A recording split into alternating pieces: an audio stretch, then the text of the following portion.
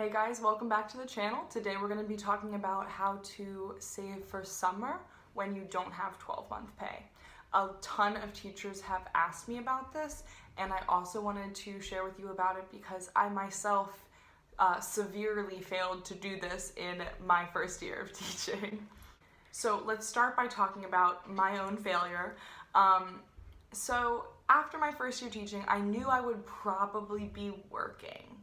Just because I like to work and I knew I would probably want to do something part-time over the summer, maybe go back to the job I had the year before, which did end up happening.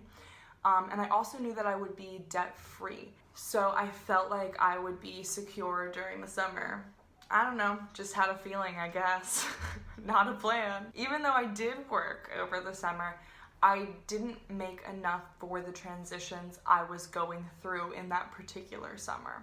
As I talked about in a previous episode, my debt story, which I'll link below, I unexpectedly got a $2,000 student loan bill in the mail that I had completely forgotten about. So my emergency fund was $2,000 smaller. And I was also moving over the summer, so my rent was increasing and I had to pay for all of the costs of moving, which were very many because I was moving to kind of a different state. I was moving from Maryland to DC.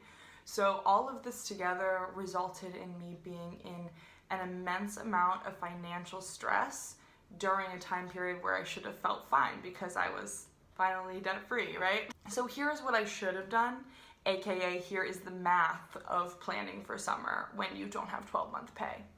Now I'll start by saying that a lot of teachers do have 12-month pay, which is awesome. My district offers this, but kind of in a roundabout way, where they have you sign up for another credit union and then they take the money out of your account.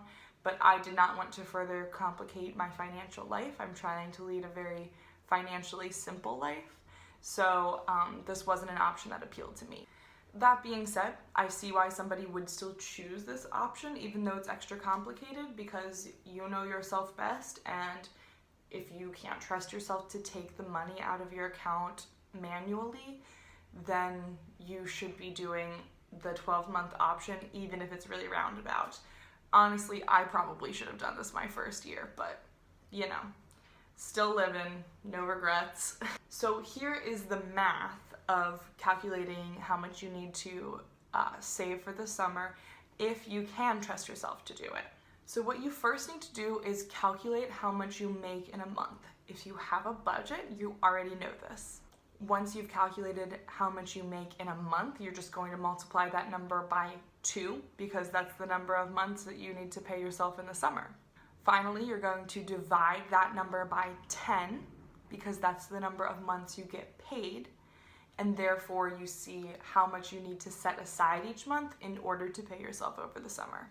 So for example, let's just choose a round number and say that you take home $3,000 a month. You're going to multiply that by 2, the number of months that you need to cover your summer payment, and you get $6,000. Then you're going to divide that number by 10, the number of months you get paid, and you'll see that you need to be setting aside $600 per month, or $300 per paycheck if you want to think about it that way. Again, having a budget is crucial to all of this, not only knowing how much that you need to set aside, but actually allocating that money for specifically your summer expenses. When you do this, you may realize that you don't need to work over the summer, or your summer work can actually serve as extra income. It can be a really freeing thing. If you still need to set up your budget, I recommend watching my budgeting basics and resources video that I'll link below.